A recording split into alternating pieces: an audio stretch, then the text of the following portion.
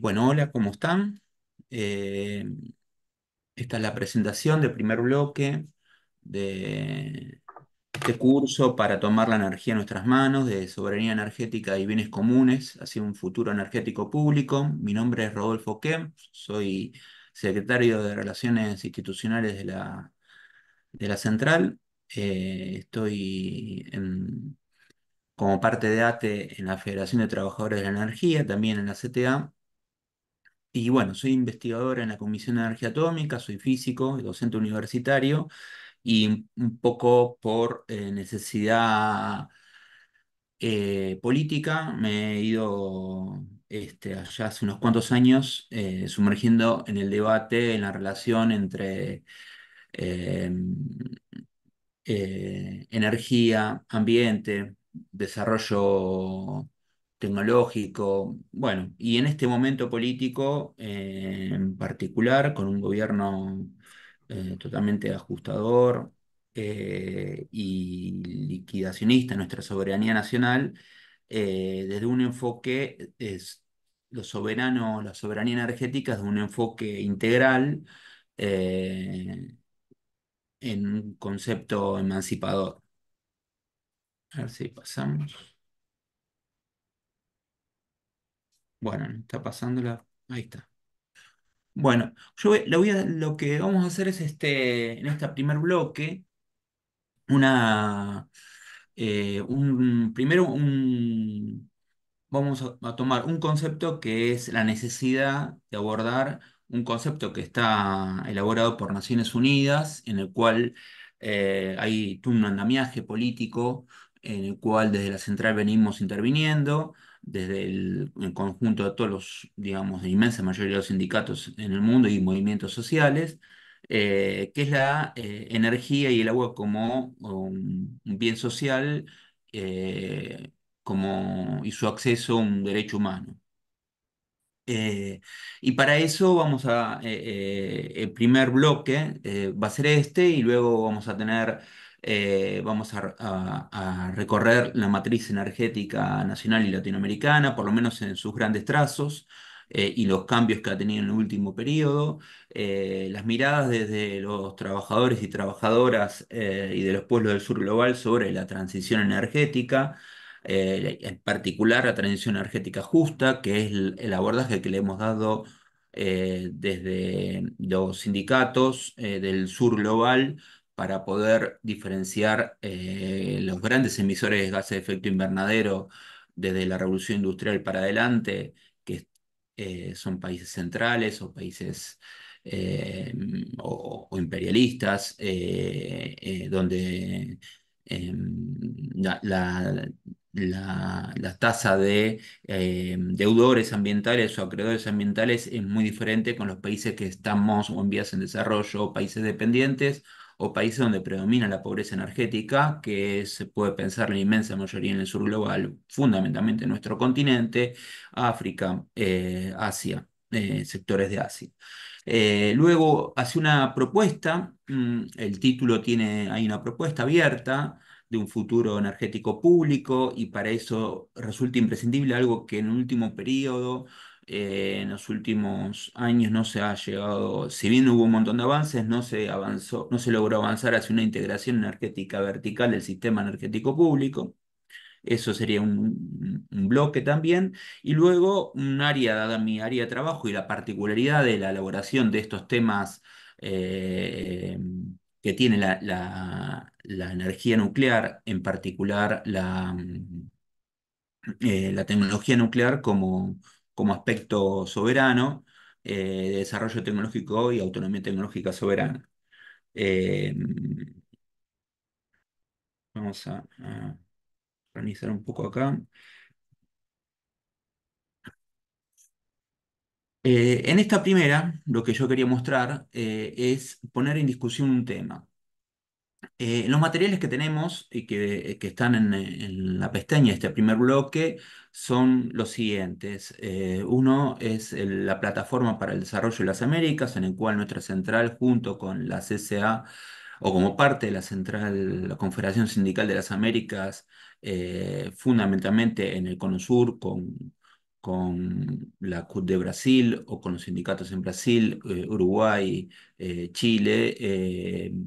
Pero bueno, con todo el continente se viene elaborando, se elaboró la plataforma La Plada.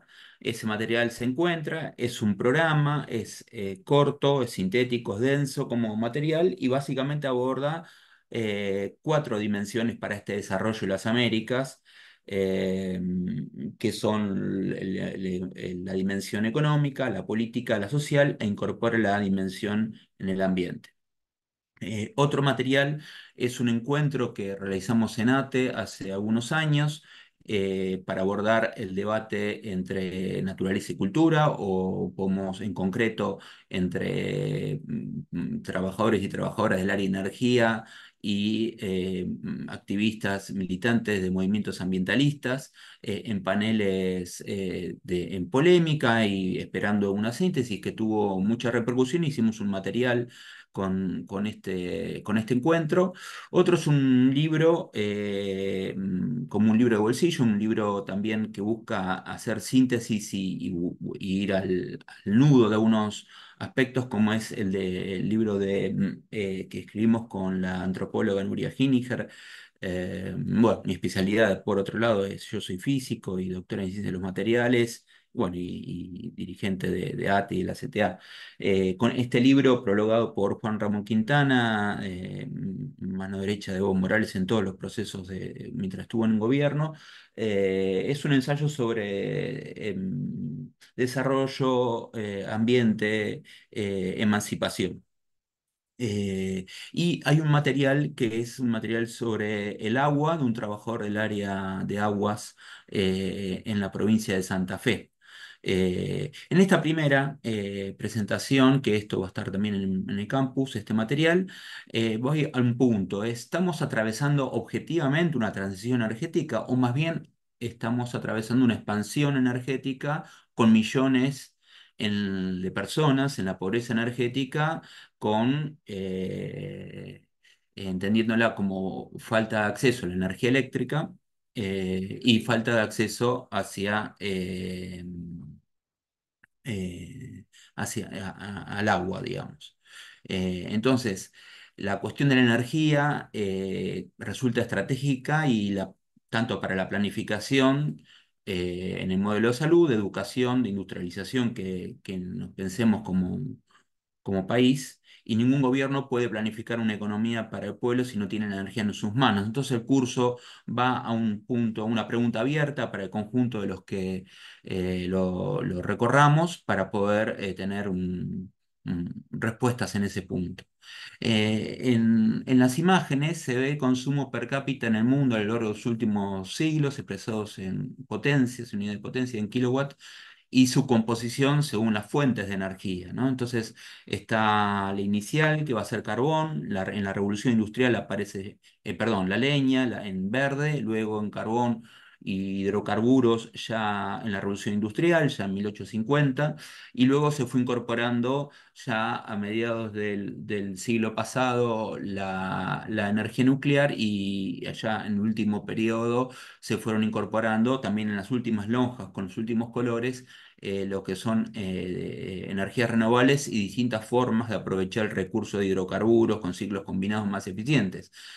Y en la de abajo eh, está la evolución de consumo global de energía por año desde 1965 y su proyección hasta 2035. Sobre la base de mantener las tendencias actuales, se observa la proyección al 2035. La franja azul corresponde a los países miembros de la OCDE, es decir, la Organización de Países Ricos, y la roja al resto. Esto da cuenta también que en los dos, que lo que predomina no es necesariamente una transición de energética, es decir, de una descarbonización de la matriz energética, sino lo que en concreto ocurre es una expansión energética. Y esa expansión energética no tiene una distribución igual, es una expansión energética desigual en el aprovechamiento tanto industrial, para salud, para educación, en forma domiciliaria, para atender las distintas situaciones, digamos, en las cuales se atraviesan las personas en el mundo. Entonces, El tema de la transición energética nos ha servido para polemizar y para abordar el aspecto de la emisión de gases de efecto invernadero, eh, pero con distintas tecnologías que van a minimizar la emisión de gases de efecto invernadero, pero no se ha dado un cambio. Lo fundamental no es un cambio en esa transición, sino que lo fundamental es una expansión energética alimentado por distintas necesidades energéticas en el mundo. Por ejemplo, sin ir más lejos, la emergencia de la inteligencia artificial y el Big Data requiere de servidores muy grandes, con mucho consumo de energía. Mucho consumo de energía es que las grandes pulpos informáticos, podemos decirle Apple, Google, eh, consumen del orden de centenares de países. Eh, bueno, y nuestro punto de vista desde la central es el de que la energía es un derecho humano para el bienestar de nuestro pueblo. Tenemos nuestra matriz energética nacional está dominada fundamentalmente por los fósiles, es decir, por hidrocarburos, tanto en gas sin petróleo o querosén. eh, Tiene un 14%, los fósiles van a estar arriba del 63%, la hidráulica va a estar en un 14%, la nuclear, la generación de energía eléctrica, el mercado eléctrico energético mayorista, esto es a datos de marzo, del orden del 6,77, un 7% de energía nuclear y el conjunto de las renovables ocupan el resto. Nosotros, este enfoque de la energía como un derecho humano, que es un punto inicial para el bienestar de nuestro pueblo, implica el libre acceso a la energía, condiciones seguras de conexión en las redes y tarifas que se puedan pagar. Cuestiones todas que no están satisfechas y menos con este modelo energético privatizador. También acá, en una mirada de las transiciones energéticas correlacionadas con la incorporación de energía nuclear, que sería mi área, se observa la evolución del consumo primario, de energía primaria, desde 1960 en Argentina. Ahí Argentina tuvo el primer gasoducto del continente, con el gasoducto que llega de Comodoro Rivadavia hasta ahora lo que se conoce como AMBA o Capital y Gran Buenos Aires. Eh, por eso es uno de los primeros que transiciona hacia el gas en lugar de quemar crudo o petróleo o fuel oil. Eh, Luego la evolución del consumo de energía primaria en el mundo desde 1850 con una estimación hasta 2050, también esto teniendo estimaciones, se observa la incorporación de distintas curvas o lonjas de distintas matrices energéticas abajo a nivel internacional y arriba, ¿no? A nivel nacional. Y las fuentes secundarias, les vamos a decir, fuentes secundarias son los productos energéticos derivados de estas fuentes primarias. Entonces va a ser la energía eléctrica fundamental. Nosotros podemos pensar el acceso a la energía eléctrica en particular y al agua. eh, Al gasoil, a la nafta, al queroseno, al gas licuado y otros productos también derivados de fuentes secundarias, pero no son necesariamente productos energéticos. Por ejemplo, toda la industria de los polímeros, de los plásticos, son productos secundarios de la cadena de hidrocarburos. Acá un dato, bueno, no quedó incorporado el precio, lo voy a incorporar para el bloque, pero el precio residencial que ha ido cambiando con los tarifazos que ha llevado este gobierno y que también llevó el gobierno de Macri, que no se han logrado revertir desde allí en adelante. De ahí podríamos ver casi un aspecto, bueno, pero de continuidad con un salto de expoliación hacia el bolsillo del conjunto de los argentinos y argentinas impresionante en estos últimos 8 meses, ¿no? Pero lo que quería destacar es los distintos combustibles, leña, carbón, gasoil, gas natural, gas licuado de petróleo, el GLP, o también denominado gas envasado, el gas en garrafa, y el uranio 235 como el uranio, como el combustible nuclear. Faltaría, por ejemplo, incorporar querosén, que va a ser muy similar a las distintas cadenas de hidrocarburos. Y están ordenados por poder calorífico en megajoules, ¿no? Las unidades van a ser en leña el kilo. La leña es fundamentalmente el costo del flete, que es un costo en transporte muchas veces en cadenas de hidrocarburos, el carbón en kilos, el gasoil se va a vender en litros, el gas natural en metros cúbicos o el contenido de una garrafa, eh, el gas licuado de petróleo en kilos y el uranio en kilos. Y el poder calorífico es la cantidad de energía que libera por esa unidad de volumen o de masa, ¿no? Eh, entonces, están ordenados de forma creciente y eso se correlaciona con los gráficos que veíamos recién, los dos últimos gráficos, en los cuales las transiciones energéticas debido a la matriz energética, a la fuente de energía, se va incorporando a medida que incrementa la concentración de energía. Fíjense que por la misma unidad de volumen que el gas licuado de petróleo, por ejemplo, la cantidad de órdenes de magnitud mayor que libera el uranio, es decir, la fisión nuclear frente a la combustión u oxidación de la cadena de hidrocarburo, entre el GLP de 49,7 y los 820 millones de megajoule. Está al lado, ponemos el joule es una unidad de energía y la unidad de consumo eh, eh, la tasa de energía por unidad de tiempo, es decir, cuánta energía se entrega por unidad de tiempo va a ser una unidad de potencia, y lo que a nosotros nos llega en las boletas domiciliarias es una unidad de energía, pero escrita como kilowatt hora, es decir, la cantidad de kilowatts por hora. ¿No? Entonces esa es la unidad de energía.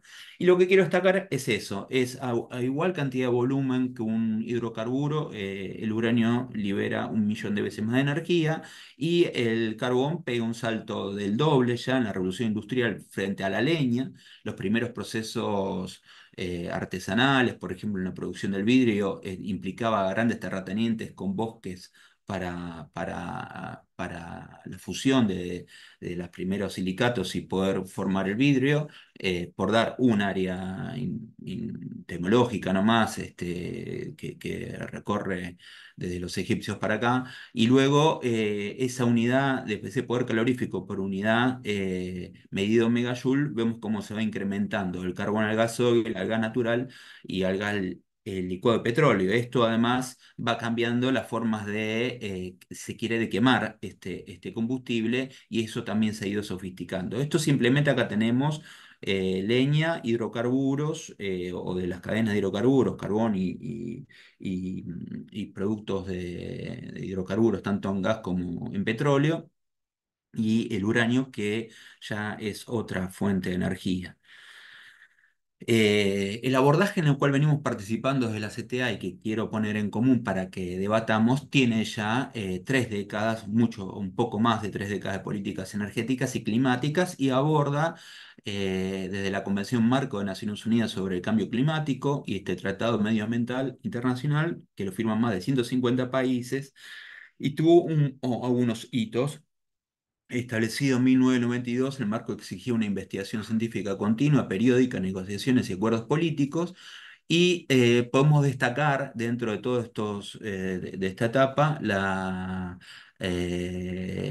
articulación que se da, en particular en lo que se conoce como responsabilidades comunes pero diferenciadas y capacidades respectivas.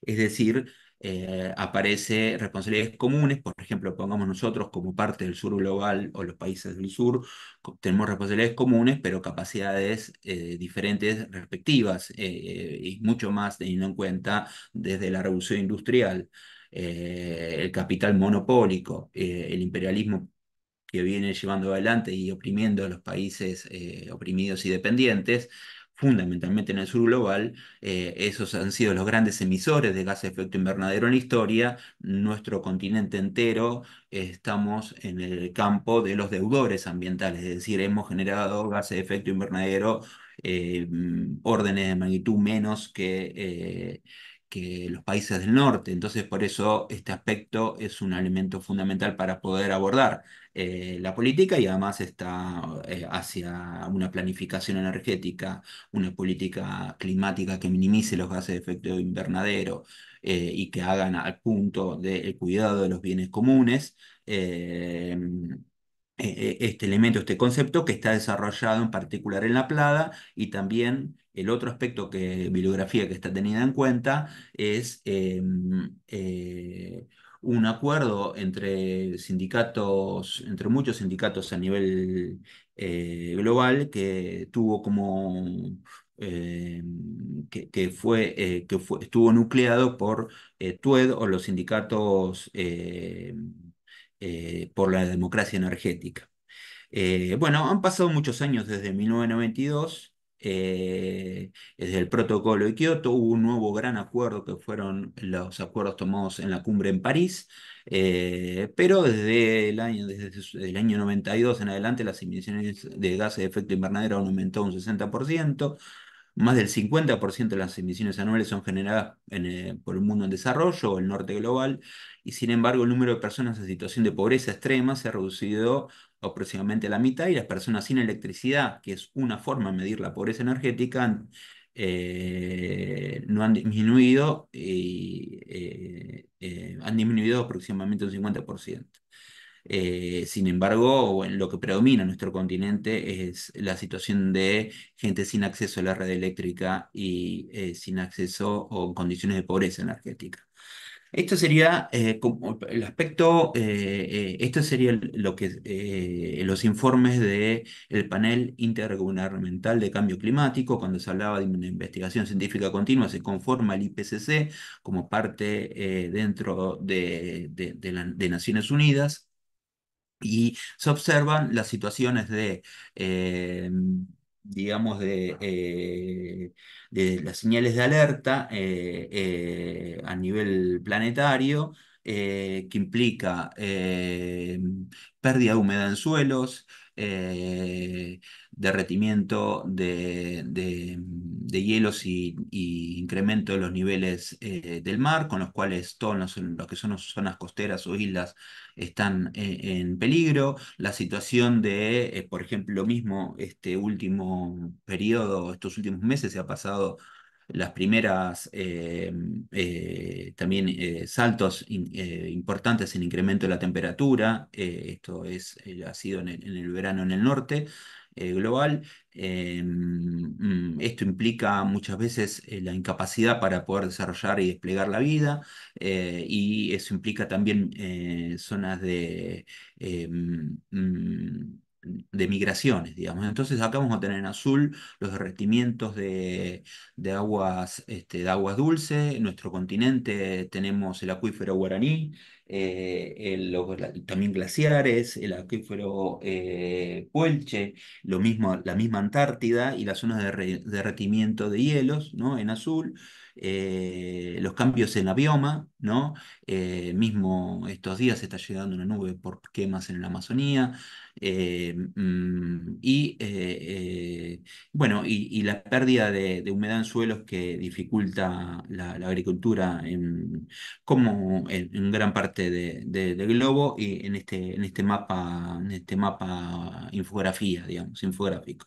Acá también entonces en concreto otra vez el incremento de la temperatura en la superficie, la las proyecciones que existen en el incremento de cambio en la temperatura, de deshumidificación de suelos, de derretimientos de hielos en los polos y de incremento de los niveles del mar que da el informe del IPCC o el panel intergubernamental de cambio climático. Volviendo un poco al andamiaje donde da la batalla política, ¿no? Si entendemos a esta naturaleza como un campo de batalla y la Plada incorporando la dimensión ambiental y esta reunión que también está en el bloque para leer este programa conjunto de sindicatos para un futuro eh, como una propuesta para minimizar los gases de efecto invernadero, descarbonizar la matriz energética, abordando lo fundamental que es la propiedad pública sobre la generación de fuentes de energía, que también está incorporado como un programa y que lo han organizado los sindicatos por la democracia energética, en la cual yo tuve la oportunidad de participar, invitados por este conjunto, en Glasgow, en la COP26, saliendo de la pandemia.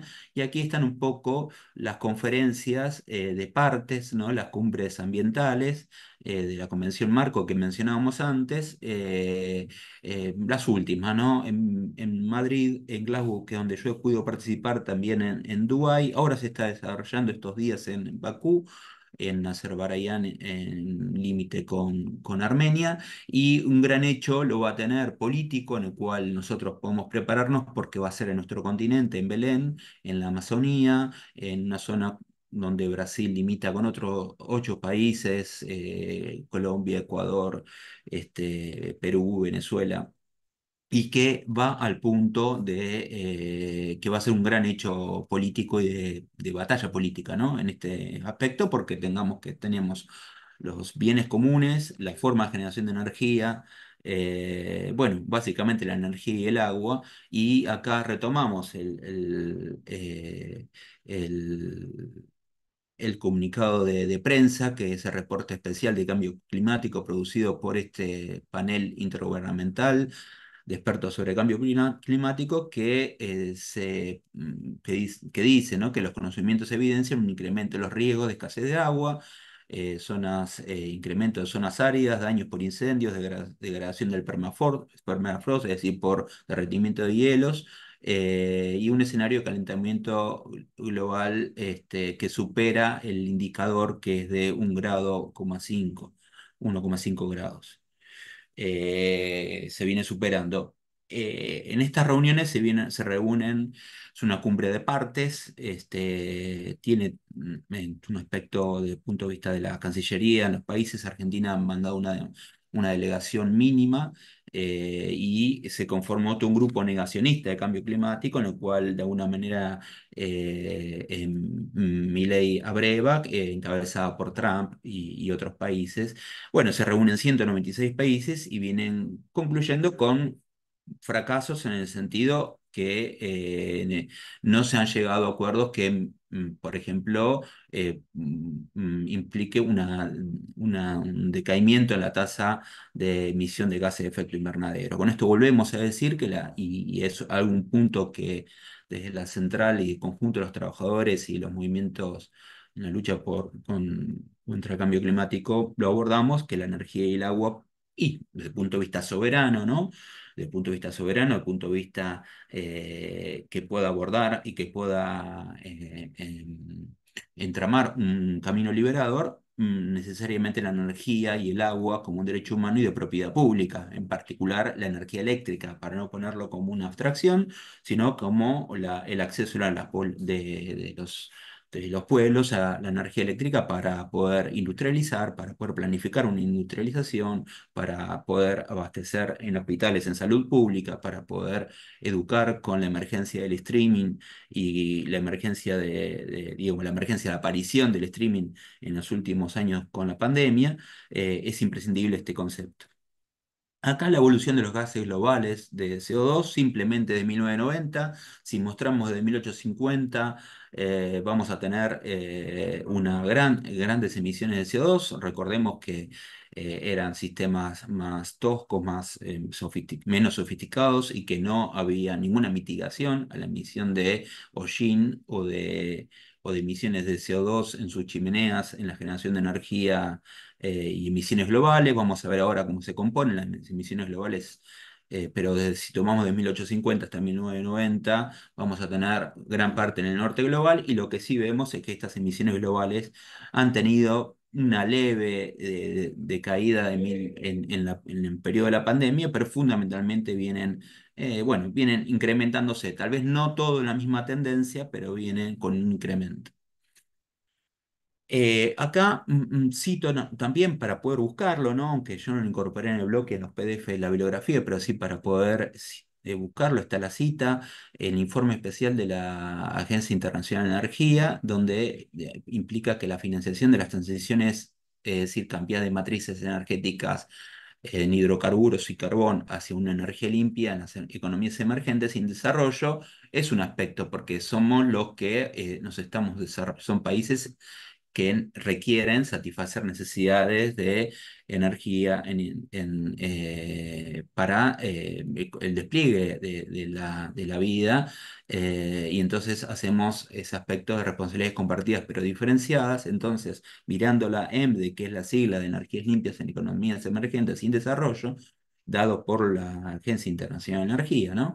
Es decir, es un dato de un grupo, eh, digamos, que aborda específicamente esto, pero no necesariamente desde el punto de vista de los pueblos, pero bien, veamos qué es lo que dicen. Dice que es sabido que el norte es responsable de la mayor parte del CO2 antropogeno emitido históricamente, pero también es cierto que el sur es la principal fuente mundial de nuevas emisiones de CO2 como extracción de combustibles fósiles. Entonces, hay una senda de desarrollo actual de las economías emergentes sin desarrollo que apunta a un incremento de estas emisiones.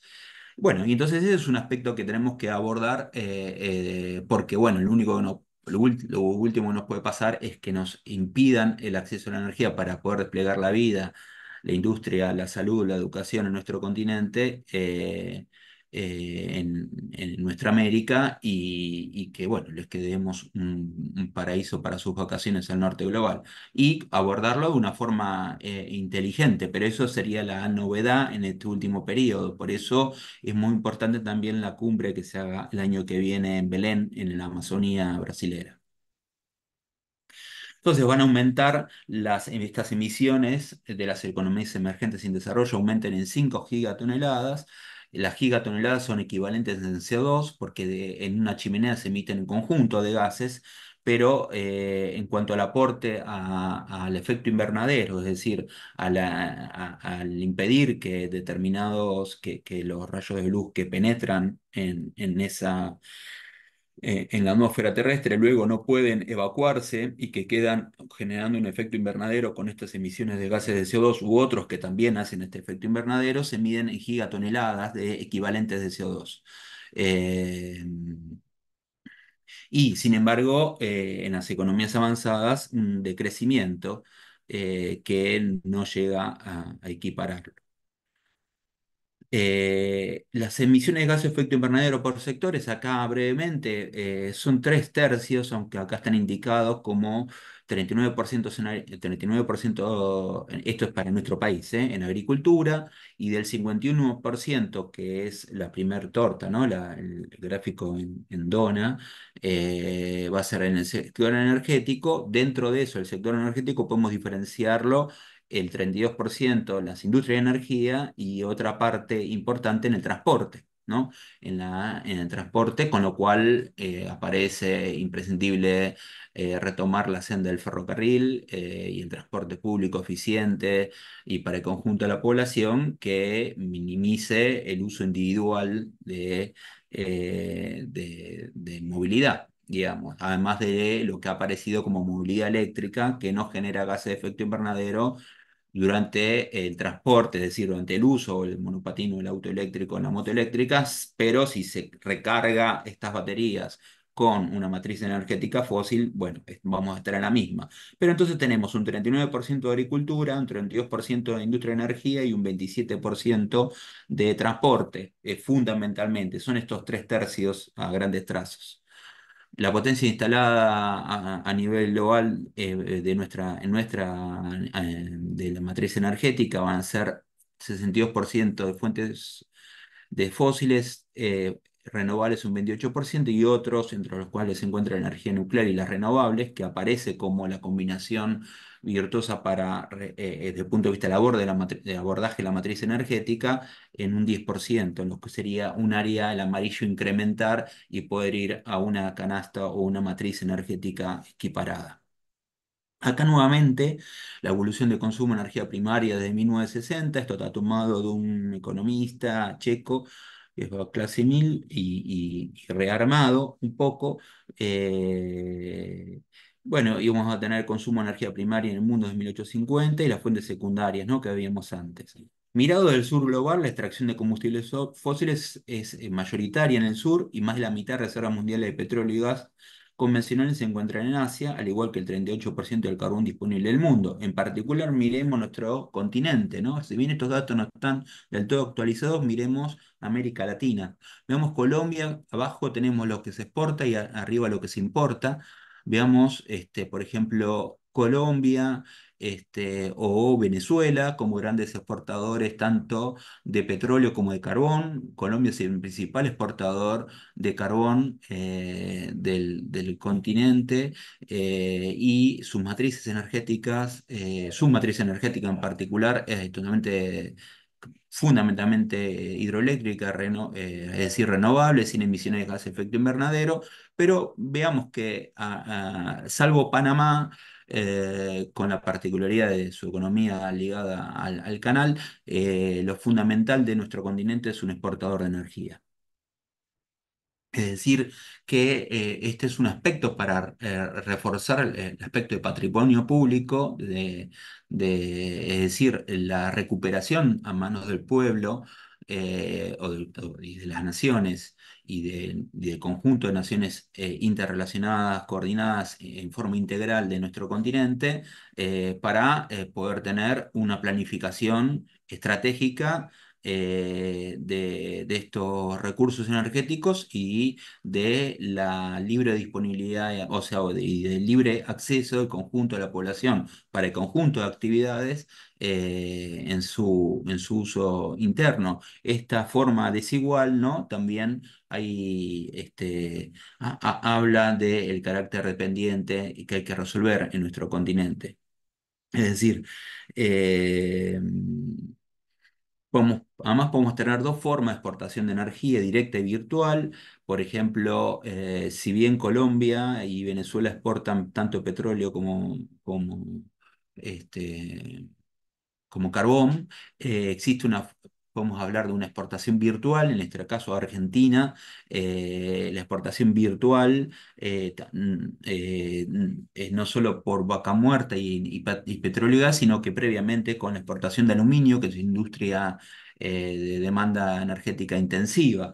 Para poner además, incorporar una novedad en este dato, Argentina, el segundo exportador, la segunda exportación de Argentina en este último periodo justamente ha sido de petróleo y gas, y Argentina tiene el conjunto de la tenencia de la tierra y los usos del agua, pero el conjunto de tenencia de la tierra implica que Argentina además es el primer exportador mundial de soja, de harina de soja, ¿no?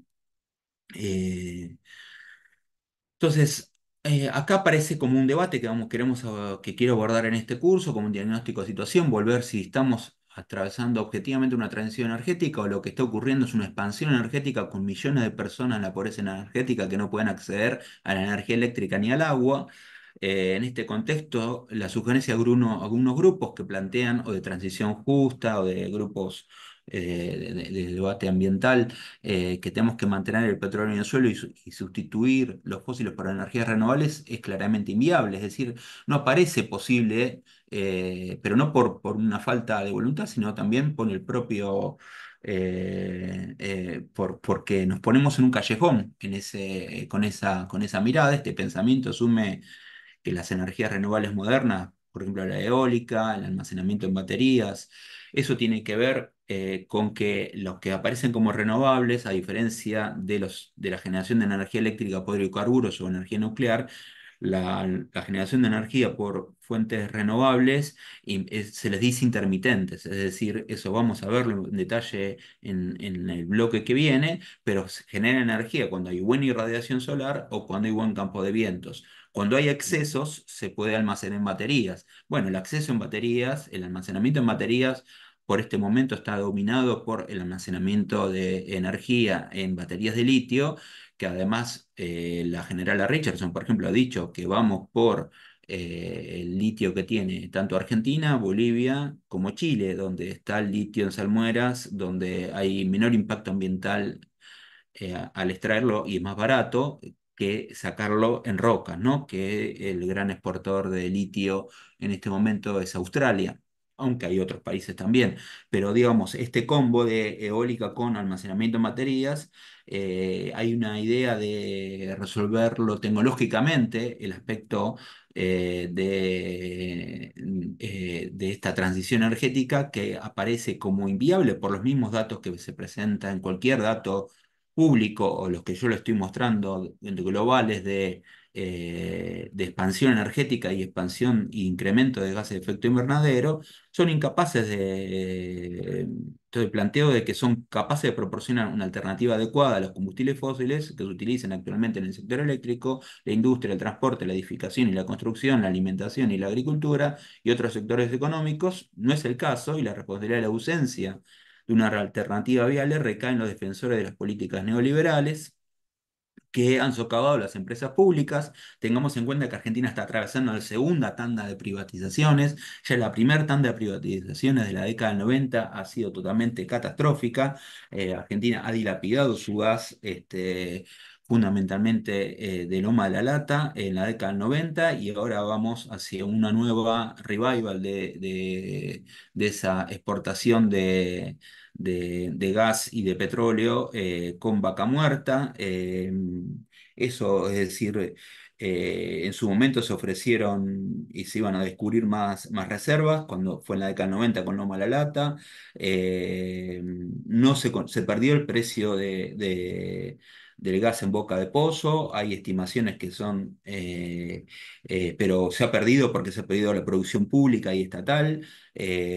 No, y se perdió en su momento el autoabastecimiento. El último, lo que vamos a abordar en el bloque que viene, que es el bloque que viene, que es el plan gas y el incremento del gasoducto hacia nuestro nordeste, bueno, está siendo también atacado por este gobierno. Pero en definitiva, no es ponemos en discusión que sea exclusivamente tecnológicamente donde podamos resolver generación de energía en el sur global o en todo el mundo, simplemente cambiando la matriz energética o un aspecto tecnológico.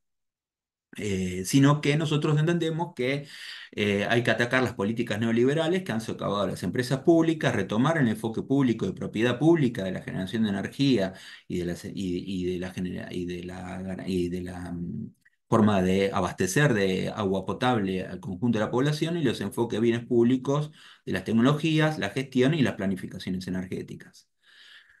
Entonces vamos a abordar un sistema energético que está compuesto que no es igual a la matriz energética. La matriz energética va a ser una representación cuantitativa o una canasta de producción y consumo de energía en una región determinada, y es un subsistema del sistema energético.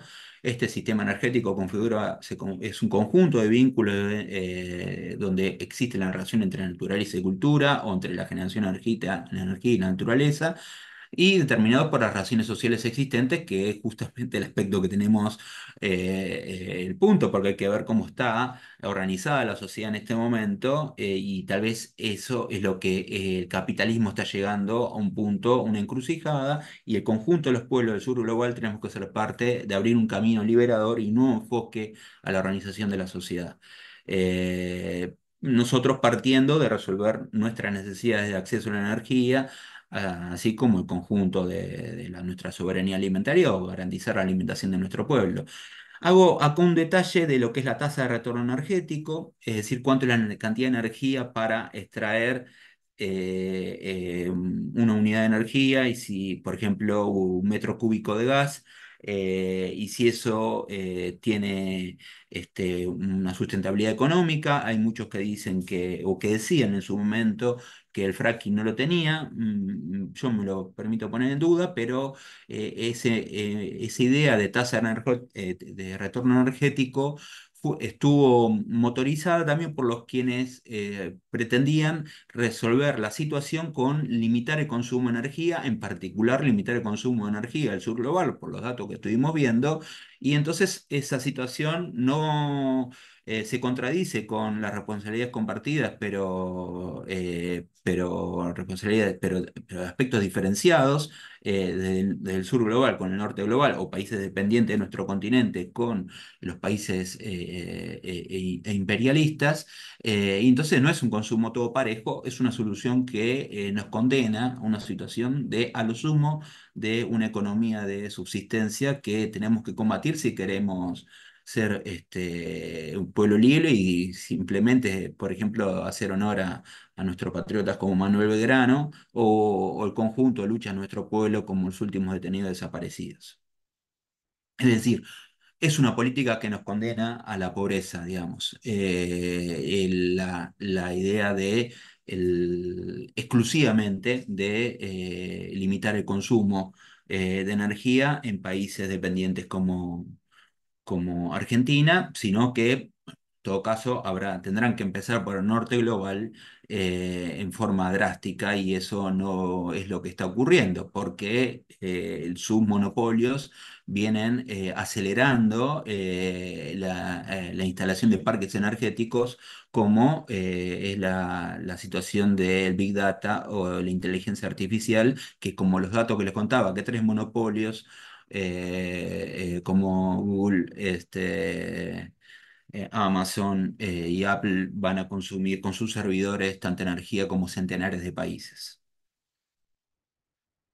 Entonces nos hacemos la pregunta si hay un límite de consumo de energía para quién, y entonces si estamos en un continente que entre América Latina y el Caribe es el continente más desigual, el 70 de los habitantes es pobre, 30 millones de personas no tienen acceso a energía eléctrica, 8 millones de personas cocinan con biomasa, es decir, con rezagos de madera. Esto muchas veces en las zonas de las cordilleras producen, o en otras zonas, incendios. De 1960 la temperatura aumentó medio grado centígrado y el 1% de los terratenientes concentran más de la mitad de la tierra, el 40% de petróleo se produce en nuestro continente y una vez más para reafirmar que la energía, tal cual como lo plantea Naciones Unidas, la energía debe ser un bien social y su libre disponibilidad un derecho humano. Em,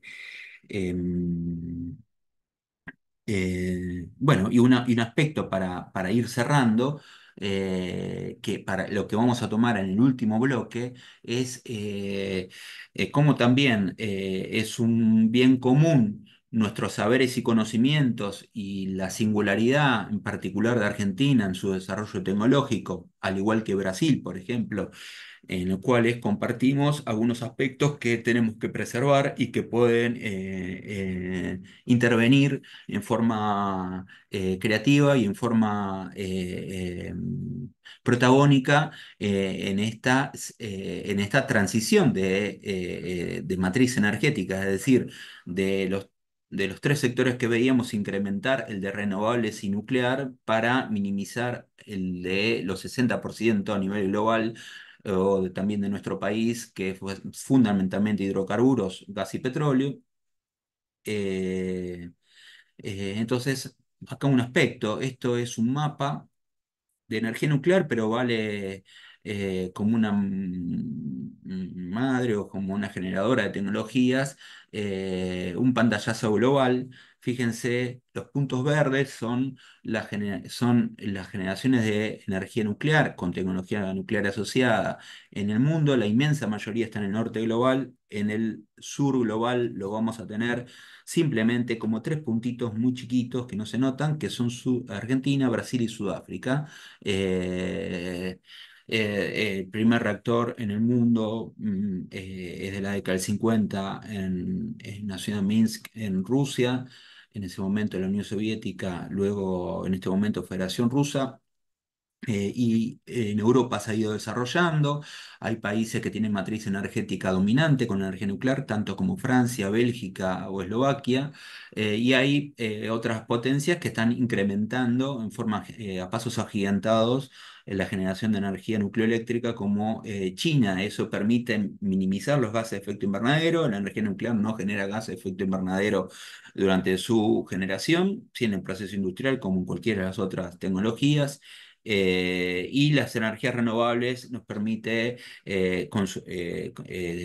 abordar complementariamente una propuesta para esta transición energética. Lo que quiero mostrar acá es que es un mapa de los países centrales que tienen esta tecnología estratégica, como otras, como ahora puede ser algunos aspectos de energías renovables, o como son las baterías de almacenamiento con litio, o las nuevas que se estaban pensando con sodio, como se están desarrollando en China, y la desigual en el sur global. Y para cerrar, vamos a analizar algunos aspectos del continente, particularmente en el bloque que viene, en su matriz energética y parte de su historia, de su sistema energético. Esto es en el SMET. Esto es un mural de Siqueiros, en el sindicato del SMET, en el sindicato de electricistas de México. Vamos a abordar México, vamos a abordar Brasil, Colombia, además de nuestra matriz energética nacional. Con esto los saludo y nos vemos ya en el bloque que viene, estos módulos asincrónicos, para esperar el último encuentro sincrónico, ¿no? De luego estos bloques asincrónicos donde vamos a recorrer esta bibliografía y estos enfoques. Bueno, muchas gracias por su atención y les mando un saludo.